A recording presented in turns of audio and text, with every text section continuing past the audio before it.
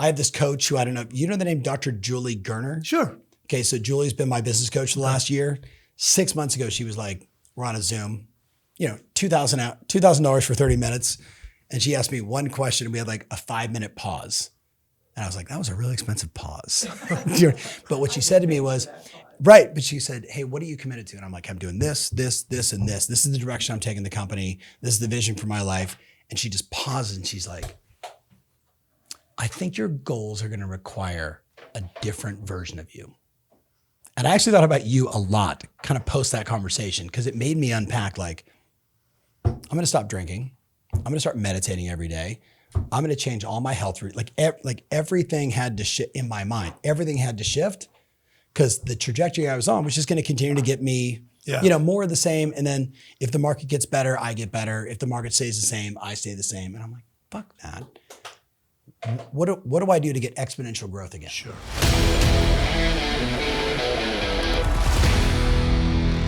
Hey, welcome back to the podcast. If I said to you that the real estate industry is kind of bifurcated right now, it's definitely almost bipolar, meaning you're taking listings that sometimes you think to yourself, that listing's going to sell in 2 seconds, and it doesn't. And then over here, you list a property that you think to yourself, that's never going to sell, and it gets 5 offers. Now, I'm hearing that from some of the world's greatest real estate professionals. So if you're feeling that way and they're feeling that way, I thought no one better than Tim Grover to talk to us about who and how and what you need to be doing differently in this market from a mental toughness standpoint so you can dominate regardless of market conditions. So, Tim, this is our second podcast. Yes. Thank you again for being on the show. My pleasure. Hey, for there's going to be a handful of people that are going to be like, who is this Tim Grover guy? He's a handsome dude. Give him a little bit of the backstory before we go into about like 8 questions that I want to dig into around this mental toughness topic. Well, my background is from the fitness industry. I was Michael Jordan's, Kobe Bryant, Dwayne Wade's, hundreds of professional athletes. I was their physical and mental coach for many, many years. I have 2 best-selling books called Relentless and Winning, and everybody wants to know what made these individuals so special. And I always tell them it wasn't their physical gifts. Yes, they were physically gifted, but everything from the neck up, because if you watch videos on them, they never talk about their skill set, their talent. They always talk about what was up here. Bingo. And what you would do is you can take that mentality into any business aspect, into any aspect of your life. These are individuals that won over and over again. They dealt with adversity just like everybody else. Business adversity, personal adversity, family adversity, everything. And from those things, it didn't let them slow down. They actually got better. And that's what we're here to do. So as real estate individuals, as real estate professionals, as real estate changes, your mindset has to change. It has to get better. With every shift, you have to shift. And that's what this podcast is about. 1,000%. It's so interesting. Literally this morning, I was filming for, doing a training for one of the teams that I work with. And I said to them, does it ever bother you that like 2 or 3 of you joined the company at the same exact time? You're given the same leads, the same training, the same CRM, the same support, the same technology. Everything is the same. One person flourishes and another person suffers. The person that suffers blames the leads, blames the company, blames the training. The person over here doesn't make a difference. They just crush. And I think that's really what today's about. Like, how do we get everybody to be in this state? So let's start with like the obvious question, probably the question you get the most. If you ever watch The Last Dance, I see you in there multiple times. And I kind of watch that now once a year as a little reminder. If you watch The Last Dance, you obviously worked with, Michael Jordan, which is extraordinary. You worked with Kobe Bryant, all these people that you mentioned. Who we both know. Who we both knew. Kobe, yes. Yeah, God bless, right? Mm-hmm. So I think the big question for my listener is, like, what did they do every single day that made them so unique? That the 99% of the people that are professional athletes in this case simply didn't do. What was it that made it so special? Well, here's the thing. When you get up in the morning, you have 2 choices. It's very easy. You can choose to excel, or you can choose to make excuses. Mm-hmm. It's up to you. Every single morning, they got up and they chose, I'm going to excel. Mm-hmm. That's where it starts. That's where it starts. You know, it's funny. We want to talk to everybody else. We want to talk to this person. You're a coach of hundreds of thousands of individuals, and they all want to talk to you. Yep. When do they talk to themselves? Bingo. When do they talk to themselves? Yeah. All right. And how do they talk to themselves? Yes, because they all talk to themselves. Yeah, but see, it's how they talk to themselves. It's when they talk to themselves, when they're making excuses, that's not them talking to themselves. That's somebody else's voice telling them something that's going on. They're looking at the news, they're looking at the market, they're looking at this, they're looking at that. So that's somebody else's voice that's talking. People always say, you have kids, older kids, I have kids, people have kids out there. What do you always tell the kids? You know, it says, hey, you know, tell the truth, be honest. When you're in business, you want people who have integrity, that do business the right way, that push others, that push yourself, do all these things. You know, we lie to ourselves more than we lie to anybody else. Yeah. We make up so many excuses. Those individuals, the best of the best, I don't care what business you're in, they don't lie to themselves. If you're not producing, you know exactly why. You know exactly why. Yeah. All right. You just don't want to hear the truth from yourself. And if you're not producing, you know exactly why. So if you're listening right now and you're driving in your car, you might want to write it down. But if you're watching on YouTube, I'd be very curious. What's the one thing you tell yourself that you know isn't true? I would love to see that in the comments. Yeah. And it could be like, everything is fine. We're fine. We're doing okay. I'm okay. I'm doing the best I can inside this market. It's a hard market. Whatever the statement is, I'd just be super curious. So if you think the first thing is they lie to themselves, and what makes the very best the best is they see things as they are, right? They don't make them better. They don't make them worse, right? It is what it is. And you know, how many times have you heard people say that? It is what it is. Right. Another day, another dollar. Yep. I can't wait for Friday. Yeah. You know, Okay. So the mental side, you got to have a better conversation with yourself. And I know typically people will take that and say, well, I've got to start pumping myself up. Did you find that the best people pump themselves up a certain way that actually worked? No, you know what? I don't believe in this pumping themselves up. You know, if you have to pump yourself up, that means somebody else needs to light your fire. That means you need motivation. These individuals did not need to be motivated. You don't need to be motivated. I don't need to be motivated. No. We wake up with an elevated mindset. And there's a huge difference between motivation and elevation. Motivation is what's required by somebody else. It's when somebody else has to light your fire. All right. Elevation is what you demand of yourself.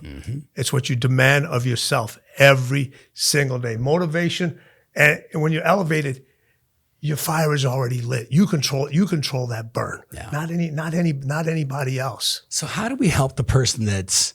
It's funny. I did my Mindset Monday, which came out today as we're recording this, and it's gotten a really good response. Because the message was basically like, hey, look, I didn't say tell yourself the truth. I'm like, you got to see things as they are. And I don't care how bad it's been for you, you can turn it around through massive action, right? And then I'm like, I talked a little bit about like, you got to quiet the old voice in your head, which kind of we're a little symbiotic in some of this stuff. What do you say to the person that's listening that didn't hear that message, that's listening to us and going, okay, but he doesn't understand like my situation. Like, I'm not doing as well as I want to do financially. I've got a tremendous amount of pressure. I've got, kids I got to feed. I got a spouse that's upset. How do you deal with that person? Pressure is a privilege.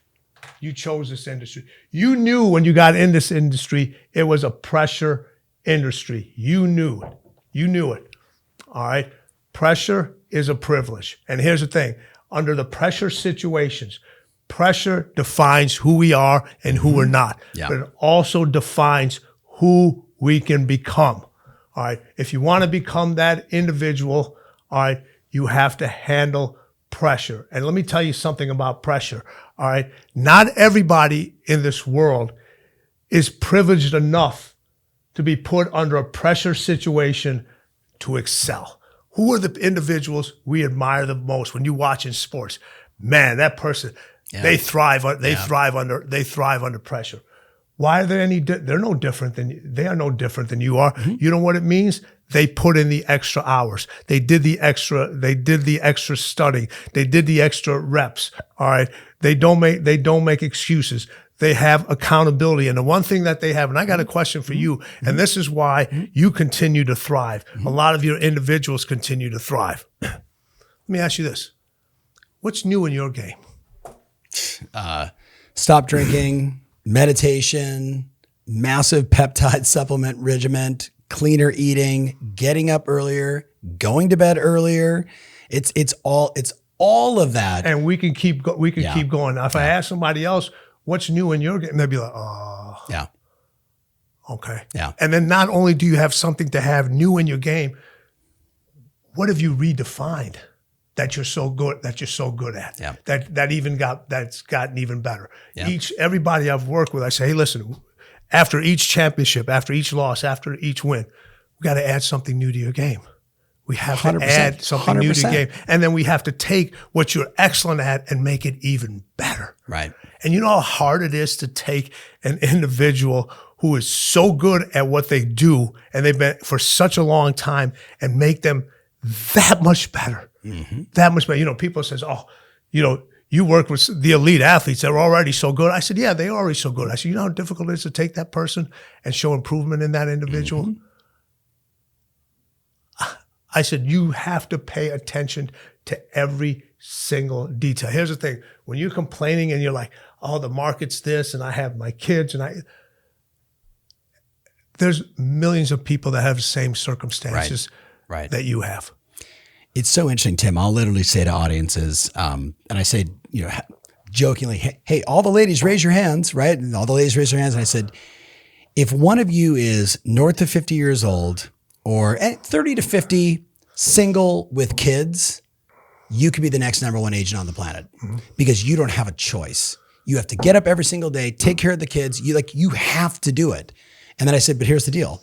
You either have to do it, and if you do, you're going to go out and kill it. My mom raised us, you know, parents got separated, mom was single. She would go on dates, she would play bridge, and the four of us, she ran the house the right way and worked Monday through Friday from 8 o'clock in the morning till 5 o'clock at night. Some people just figure it out, which is the question I want to ask you is, what do you say to the person that just knows they're not doing enough? They know that they're capable of more and they're just not putting in the work. What do you say to that person? Well, you know what? This is what I want to say. Everybody's looking for mental freedom. Mm-hmm. They want mental freedom, you know, because they have all these things. They got these things bogging me down. Oh, I got the kids here. My situation isn't right. I'm behind on the bills. I'm doing all this thing. You can't have mental freedom until you tackle what you're afraid of. Yeah. What are you actually, until you got to dive into what you're really, really afraid of. Are you afraid of less family time? Are you afraid of, you know, I may have to risk this a little bit more. I have to take a little bit more chances. I might fail. All right. Well, all those things. What if you don't? Right. What if you don't? Everybody who's ever excelled at anything was terrible at it first. Mm-hmm. They were all terrible at it first. Yep.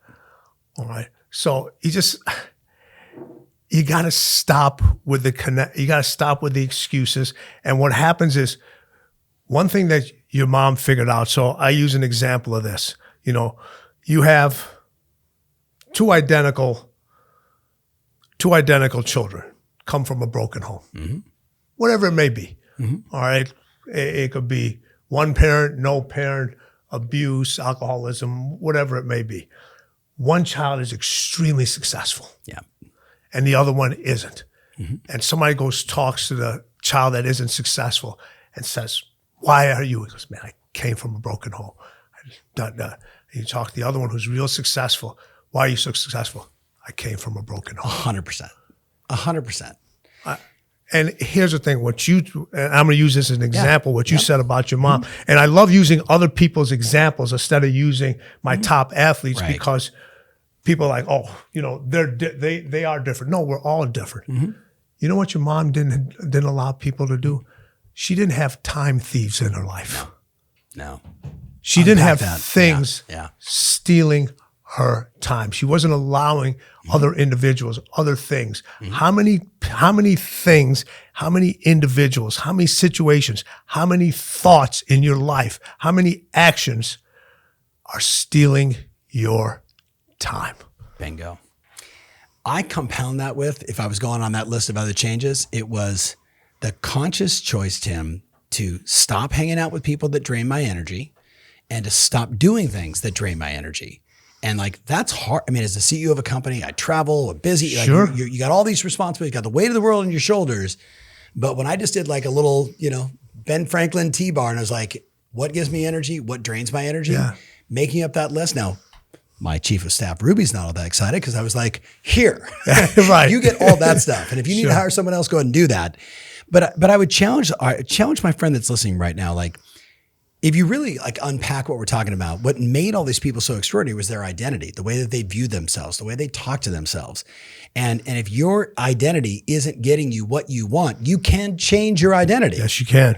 But you got to shift some of the things in your life, in your business. I had a mentor who said to me, if you just got up every day at 4 o'clock in the morning and you moved the rocks from that side of the garden to that side of the garden, I'm like, well, why would I do that at 4 o'clock in the morning? It's cold outside. And he's like, you're going to do it because if you move the rocks ceremoniously from that side to that side, what you're really doing is controlling the conversation in your head. Because the conversation in your head at 3:59 is, it's kind of nice to snuggle next to my wife. Yeah.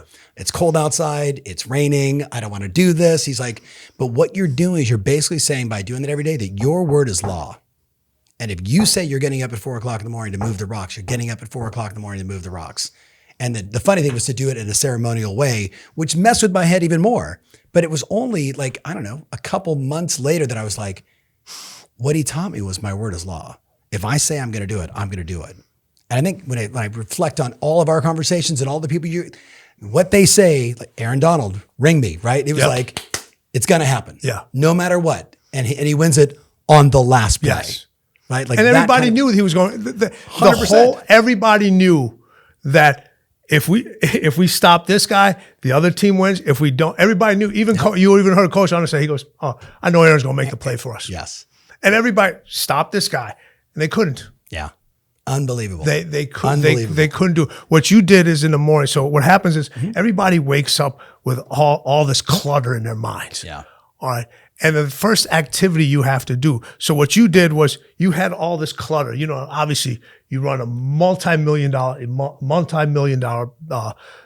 business, many of them. All right. You have all these other people that are relying on you. You have the podcast, you have your social media, you got all this coaching stuff. So you have all this stuff that goes on in your head. All right. And what you do is you take the clutter, and by doing this rock thing that you shift. And here's the thing about getting up early in the morning. Let me tell you, once you get out of bed, it's all good. It's all good. Yeah. Before I go into the thing about what you were doing, understand something. The brain is designed for two things. I'm not going. We'd have to have an 8-hour podcast if I want to get into the anatomy of the brain. The brain is designed for comfort and survival. That's it. That's what the brain is designed for. Yep. Your brain wants you to stay in bed because it has to do the least amount of work. That's where it's easiest for it to survive. I didn't say thrive. Survive. Yeah. Survive. So everything you want out of life is it's the complete opposite of what your brain is designed to do. You don't want to survive, you want to thrive. Well, your brain is telling you to do this. You just don't want to be comfortable in order to have what you want. You got to put yourself out there. Everything about success is uncomfortable. Everything about it, even being successful, is uncomfortable. 100%. But if you got a choice, you haven't met my dad. My dad just turned 80, and he would say to me all the time, Tim, he's like, you got a choice. You can have the stress of no money, or you can have the stress of a lot of money. Both are stressful. Both are stressful. And I was like, well, I know what decision I want to make on that one. Oh. So I want to unpack something that has just become, I don't know if it started before the pandemic, but it certainly got amplified during the pandemic. There is in the culture a fear of obsession, a fear of obsessed people, because, if you become obsessed, then you don't have fun anymore. Your life's going to be miserable. Obsessed individuals have more fun than anybody. Okay, so help, and I know that my listener, thank you very much for listening to this. My listener is probably like most of the wildly successful agents I meet. They are obsessed, but they go from obsessed to really obsessed, then back to obsessed, then really obsessed, but they don't often find themselves going zero obsession. No. You with me?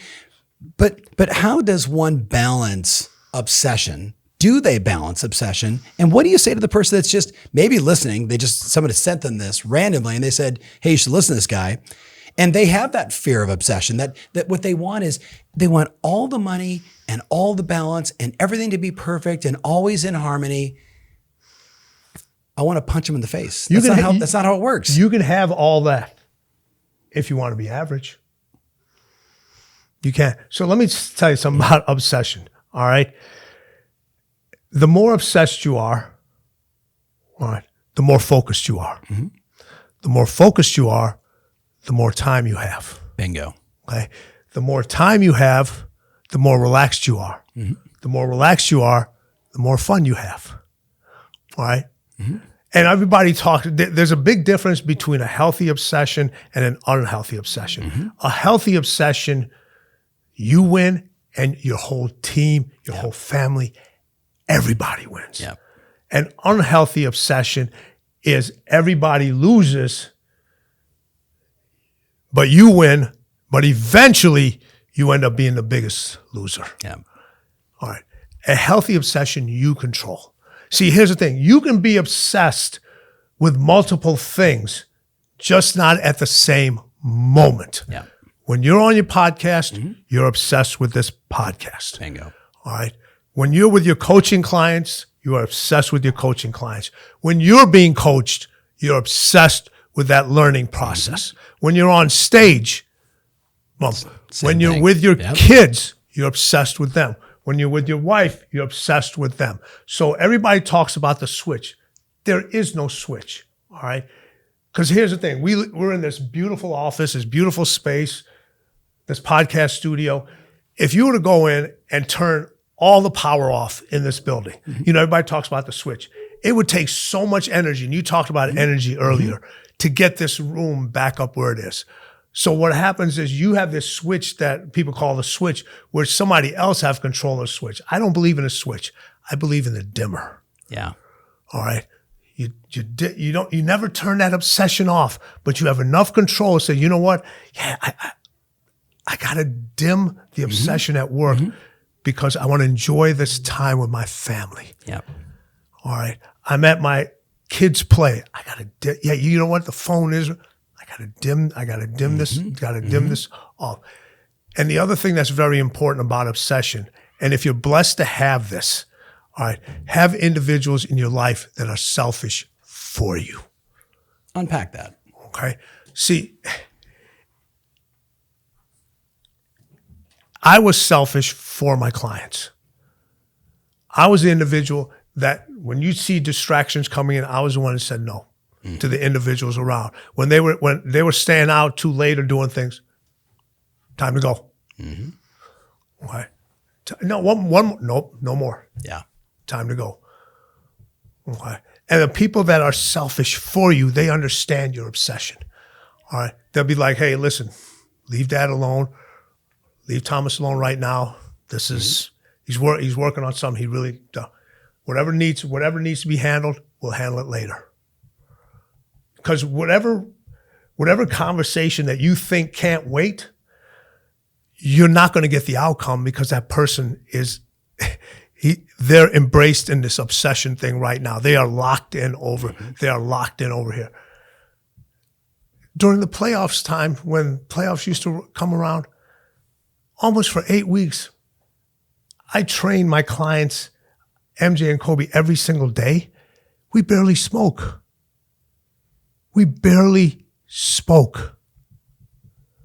It's just putting in the work. But that's how they control the chatter. Yes. All right. The only voice they want to hear is their own. And here's the time. Here's the thing. We're so busy listening to the shouts of everybody else because that's what social media is. That's what everything is. You know, you're on TikTok, you're scrolling, you're doing all these different things that you hear all these loud voices that you can't hear the most important voice because it only speaks to you in a whisper. That's your own voice. People are afraid of silence. They're afraid of silence because when you have silence, it's just you and your thoughts. You know, you think about people that go into the gym. Nobody wants to hear their own voice anymore because you go work out, people go run, they're sitting behind the desk where everything is off. They always have their headphones on, or they're always listening to somebody else. That you don't recognize your own voice anymore. So when your own voice is telling you, hey, this is what you need to do. These are the mistakes. Stop making these excuses. Stop lying to yourself. And the less you listen to yourself, the fainter the voice gets. The fainter the voice gets. It says, well, you're not paying attention to me. I'm going to force you to pay attention to me. I'm going to force you to pay attention to me. And then some people, they never get to that point, and their own voice just disappears. I know every person listening, including myself, can relate to that we tend to mute out the voice with distraction instead of just letting so I started meditating like 6 months and 7 days ago. And so twice a day, 15 to 20 minutes, twice a day. And the first couple times, I transcendental meditation, right? So I'm supposed to have this transcendent moment, right?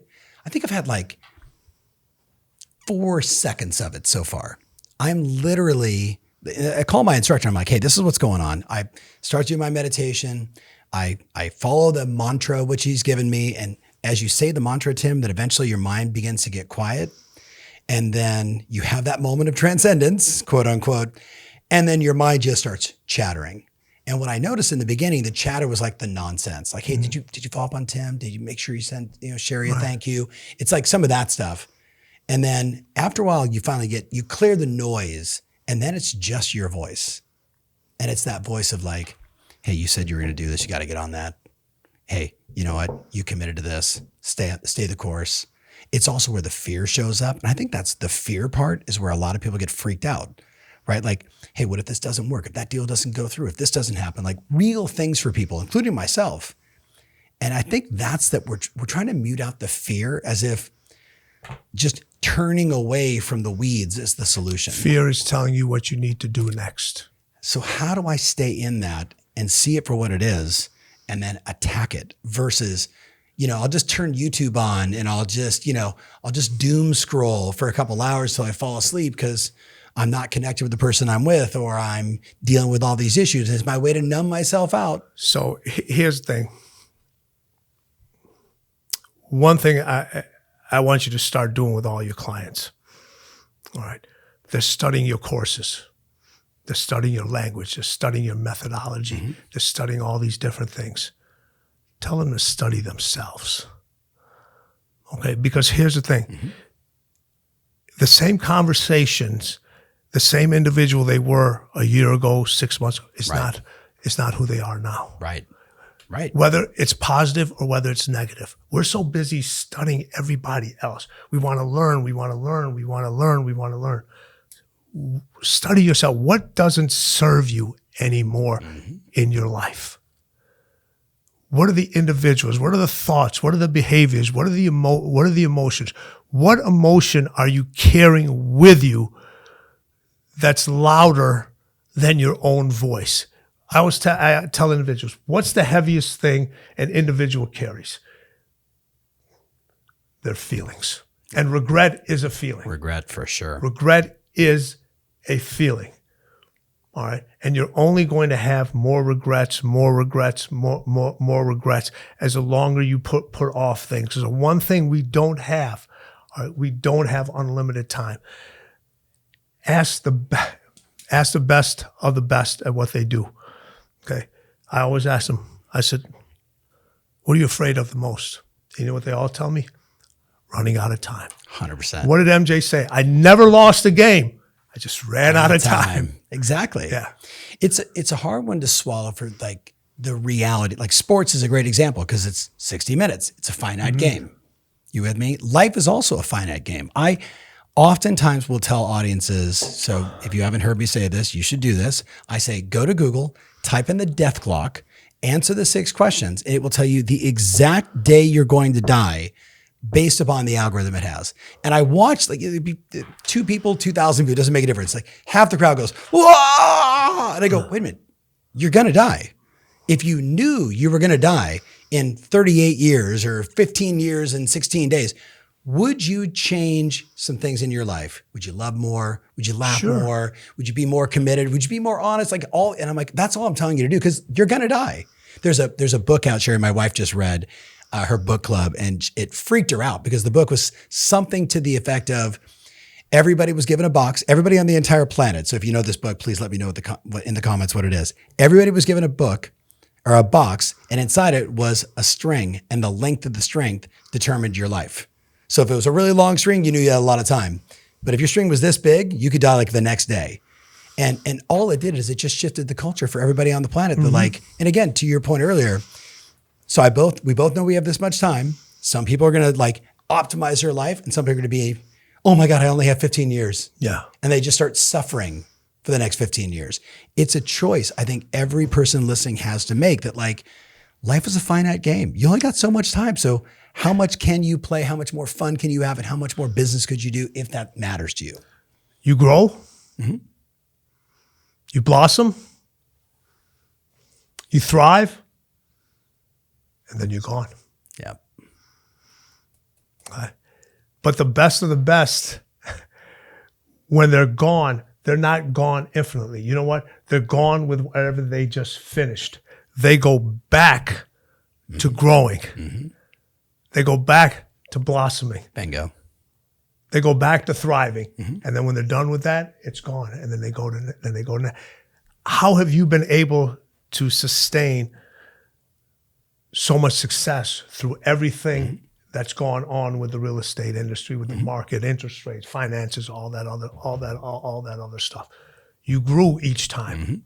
You grew each time, and each time you grew, you blossomed a little more. Everyone goes, man, wow, everybody's paying attention to Tom. What the hell is? How can he still hold a conference, bringing in 8,000 people? Wait a minute, we can't get 200 people. We can't get 200 people to show up. Because the market's hard. Yeah, we can't get people. So, and then, boom, from there, you show everybody you thrive. All right, this one's gone now. Just because I did 6,000 people here, I got to go back over here to make it happen again. 100%. My mentor, who you would have loved, he was Walt Disney's right-hand guy for like the last 8 years. Launched Orlando, like then his next mentee was Steve Jobs. Then his next mentee was Jack Welch. But the one that I used to talk to him about all the time was, and he worked with Mother Teresa. So imagine going from Jack Welch to Mother Teresa. You got to be number one or you're fired. Right. And then, no, I'm not going to go back to Rome and let them shower me with gold. No, I'm going to continue doing what I'm doing, which is exactly what I'm supposed to do. Be with these people as they're passing on in their life. So Mike would say to me all the time, and I don't know who came up with the original concept, but he called it the 4 levels of learning, which was you got to get stupid again. You got to get unconsciously incompetent. You don't even know that you don't know. Then you know, that's the next level up. Then you're consciously competent at it. Then you become unconsciously competent. You no longer have to think. You feel their body, you turn, you make the shot, you win the game. And the only way you can maintain growth and like joy in your business, sustainability, is you got to constantly go back to unconsciously incompetent. So it's kind of the same thing you were saying, but like that's how my mentor always described me. That's how you have a long-term sustained career. Because man, what you don't want to do is be Chuck Berry, get one song, one move, do it over and over again, and do it for 50 years. I couldn't stand that. Before you can make things better, you have to figure out what's making them worse. Right. That's it. And everybody's saying, man, I got to make things better. I got to make things better. I got to make things. Well, what decisions, what actions, what behavior are making things worse for you right now? Yeah. Right. So what drives you today? We've had a couple dinners and fun and conversations, second podcast. We've worked together a bunch. What drives you today that wasn't driving you back then? One of the things that I know is obviously I have less time now. I've been blessed to have individuals that have taught me a lot. Like, it's funny. People get to sit down with Kobe for a podcast, sit down with him for an hour, 2 hours, had conversations with MJ or the other thousands of individuals that I've been blessed to work with. I was inundated in their lives. Yeah. I was inundated in their lives. And the stuff that I learned from them, the stuff they taught me, the stuff that I taught them, we flew in today, and I always stop in the lounge wherever I go, just use the bathroom, relax for a little bit. And a gentleman came up to me and says, "Hey man, I read your book. You've really changed my life." Okay, and I always tell him, I didn't change your life. You changed your life. We just gave you permission. Bingo. All right, we just gave you permission. What continues to drive me is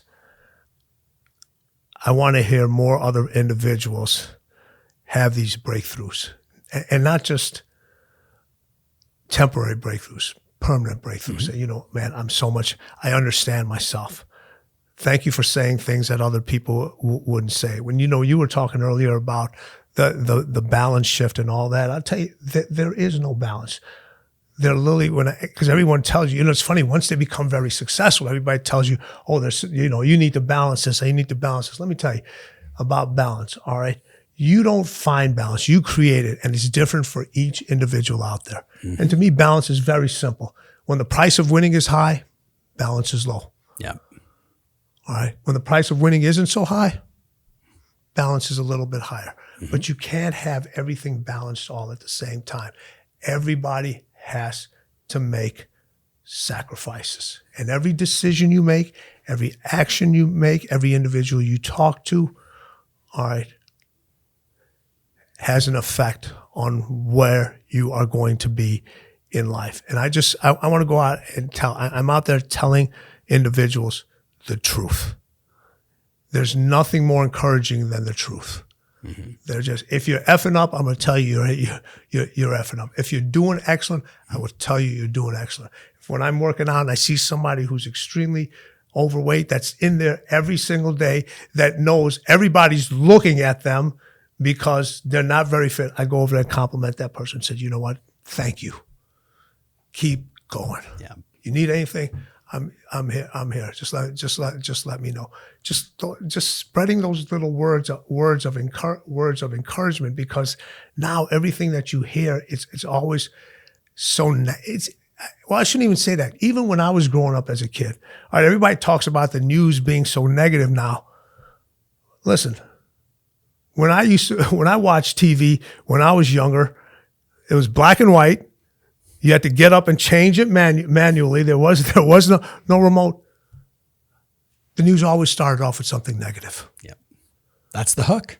That's the dopamine. That's it. Because the way they do that, it makes everybody else feel better about what the situation. It doesn't change anything, but like you said, for that dopamine hit, it's just like you're out there giving content, giving your time, giving your energy, giving your focus, all right? And if you literally reacted to every negative comment that somebody made, Tom doesn't do this, he doesn't do that, blah, blah, blah, he doesn't know what he's talking about, you should do this, you should do that, you should do that, how would you feel?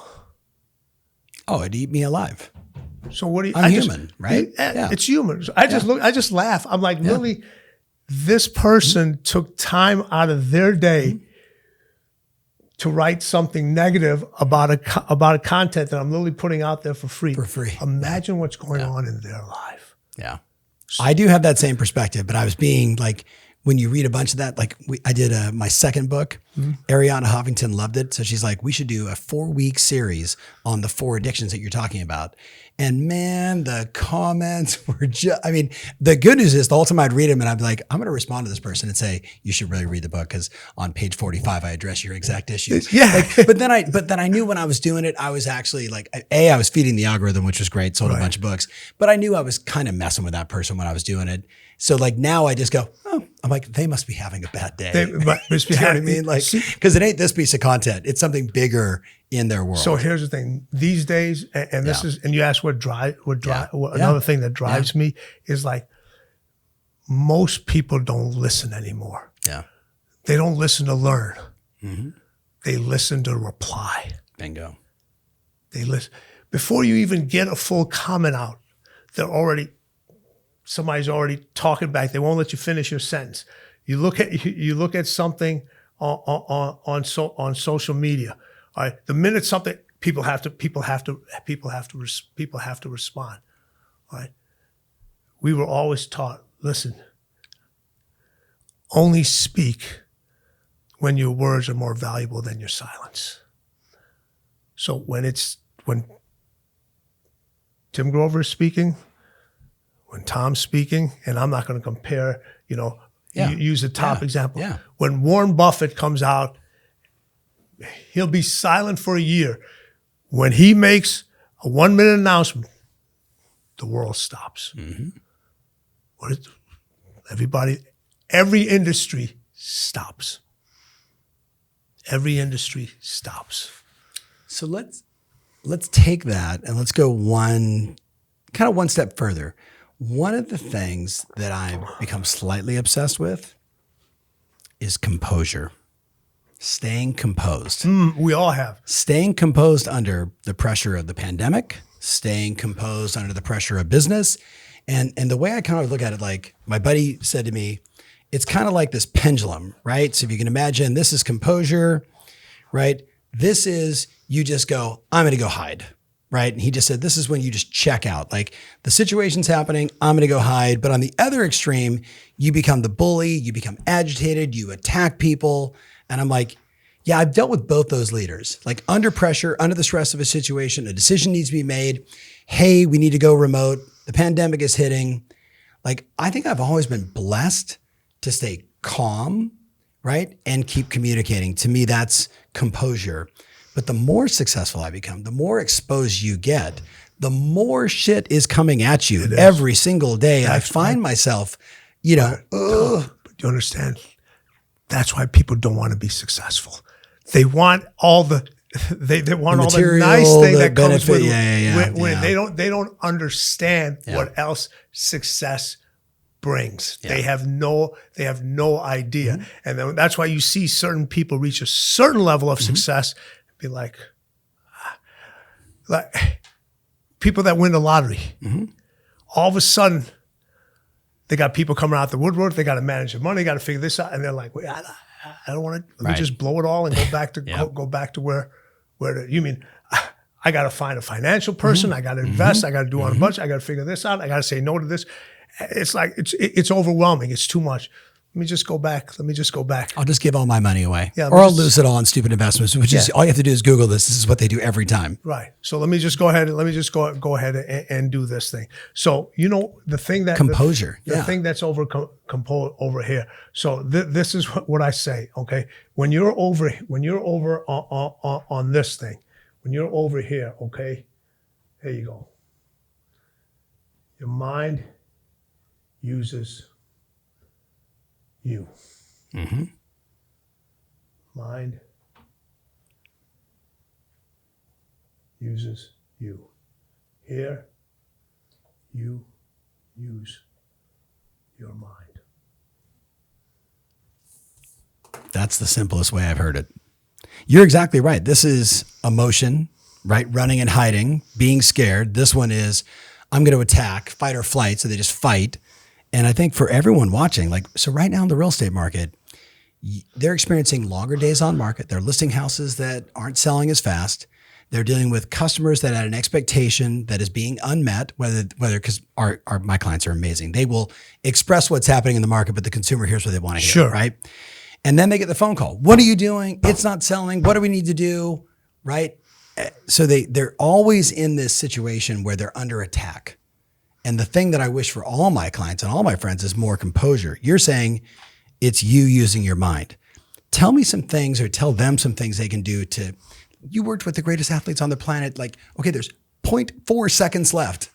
The game is on the line. You win, everything is great. You lose, it's the end of the season. How did you train them to stay composed? Well, here's the thing. Again, it's controlling what's going on, the voices that's going on in their own head. It's having the conversation with them. It's me. Back then, I used to be able to tell them, block out the noise. Mm-hmm. You can't block. I hear this all the time. You got to block out the noise. Yeah. There's too much noise now. You have to learn to manage the noise now. Yeah. Okay. Just like you have individuals on your team that manage the noise for you. 100%. All right. And obviously you've worked very hard to get to the point where you can have individuals that can manage some of the noise for you. They can't manage all the noise for you. So when people say, when I said that their mind uses them, their mind uses them for resentment, for hate, for not getting the job done, blaming other people, being impatient, doing all this thing. When you use your mind, you're always under control. It's your thoughts, it's your emotions, it's your behavior, it's your actions. Everybody who's listening to this podcast, you should have a thought, a word, a phrase, something. When you see yourself, when you see that your mind is going to use you, you should say something to yourself, or there should be a thought that pops in your mind. You have to catch it right away. Like I'll be walking down the street, and if something that comes into my mind that I don't want, I will literally stop and do this. Yep. And people are like, well, what do you got? What do you got? Brain freeze? You got, this is my thing. I will literally, I'll be sitting on the plane. I'll go like, nope. Yeah. Nope. No, get out. Yeah. Get out. So something, it could be simple as looking at a picture of your child. Yeah. Your significant other. A sunset, a rainfall, whatever it may be, that just puts you right back into control. And then here's the thing that I want to kind of, that this will be one thing that I will discuss when at the next event that you do at. I want people that are in the selling business. All right, stop thinking about putting so much emphasis on the product. All right. Think more about the feeling associated with the product. All right. You should be selling connection. You should be selling happiness. You should be selling self-esteem. You should be selling beauty. You should be selling status. You should be selling luxury. Those are the things that you should be selling. Success, excitement, youth. That's what you should be selling. When you buy this piece of property, you have this list, how's it going to make that person feel? How's it going to make them feel, instead of just looking at it as a financial transaction?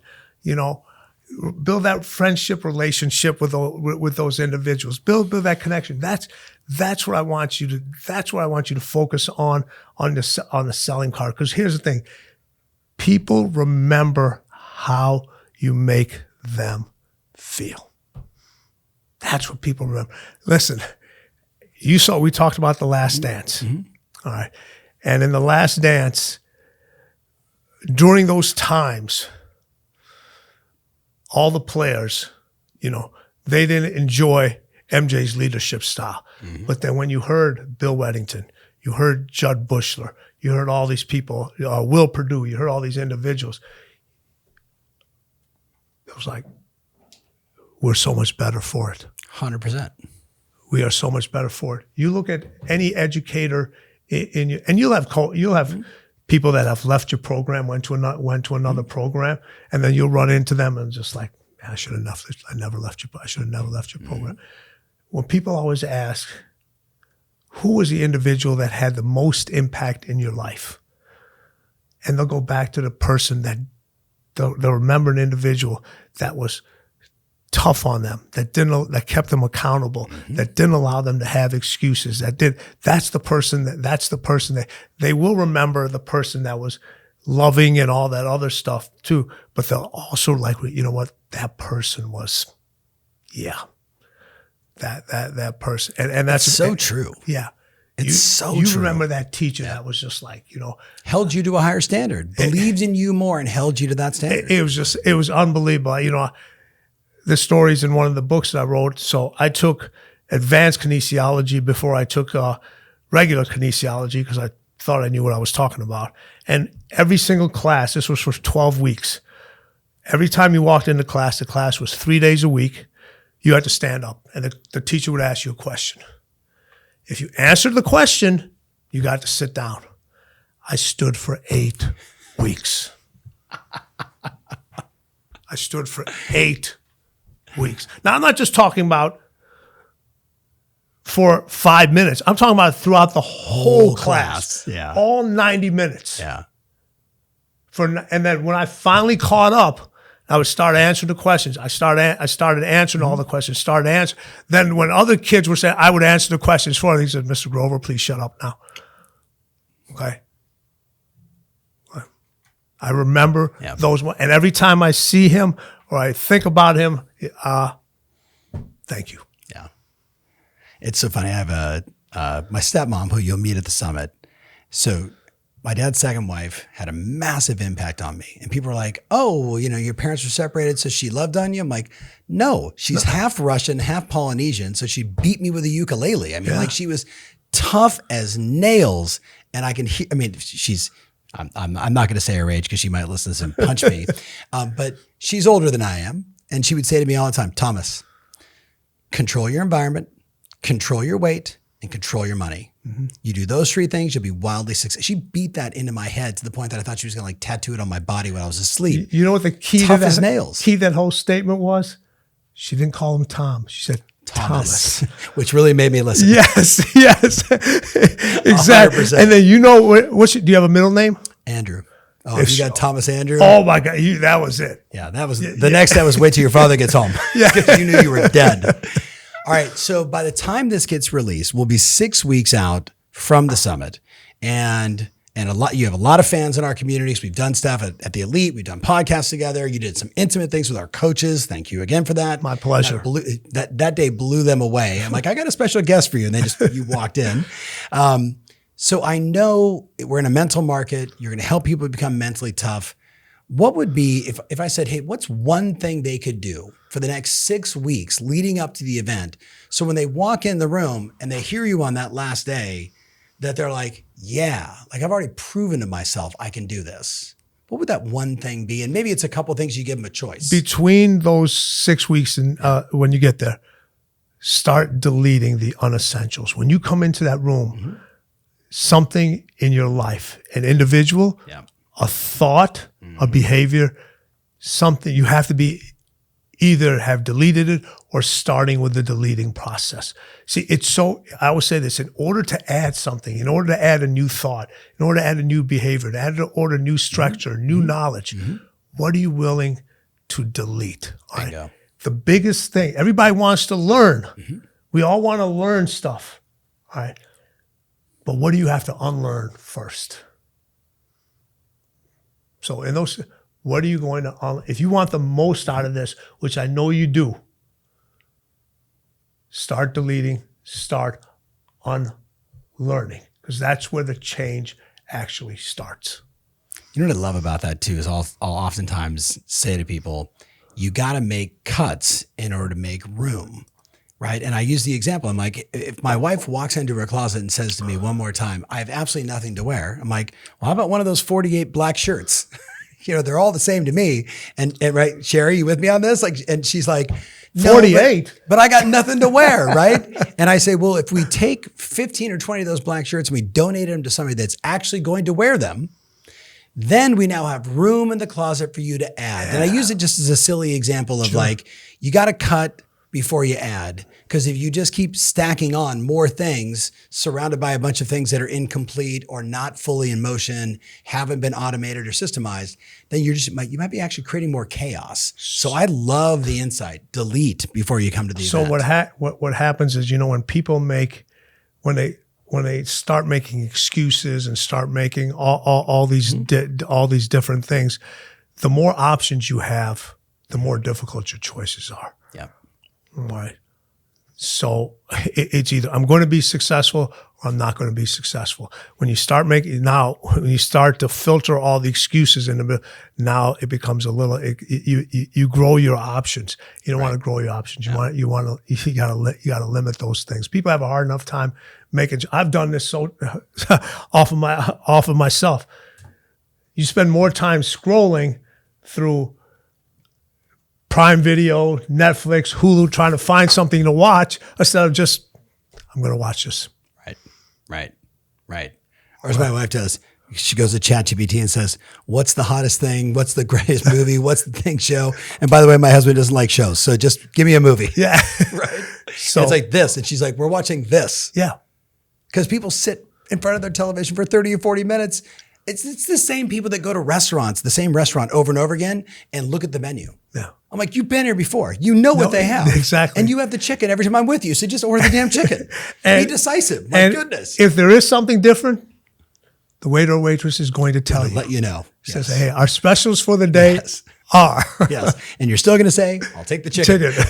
All right. So as we wrap this up, this has been great. I love this. Mind uses you. You use your mind like that. I can't wait to share that with my buddy who's been in this dialogue maybe about how to generate more composure all the time. Like that's the goal. So 6 weeks out to the summit. If you've not made your reservation, make your reservation. Come hang out with Tim and I. It's going to be extraordinary 3 days. And if you're not there, I think the same rule applies. What are you going to delete over the next 6 weeks? Yes. I said, I'm not spending time with people that take my energy, and I'm not doing things that take my energy. Maybe it's that, but you know your business, and you got to listen to that little voice, like you said. Listen to that truth and eliminate that and watch what happens. Closing thoughts? Stop spending time you don't have with people you don't like doing things you don't want to do. Yeah. You want to be at the summit, be at the summit. That's it. If you don't want to be at the summit, don't be at the summit. But make a decision. Make a decision now. And know what the consequences and regrets are of making the decision of coming and not coming. And don't want to hear you later saying, I should have went. Because if you think the price of winning is too high, wait till you get the bill for regret. You're the best. Thank you. I appreciate you, man. Thank you so much for watching. You might want to send this to a pal, maybe a friend you know that just needs a good little Tim Grover kick in the you know what. All right. We'll see you on the next podcast. Thanks so much. Thank you, everyone.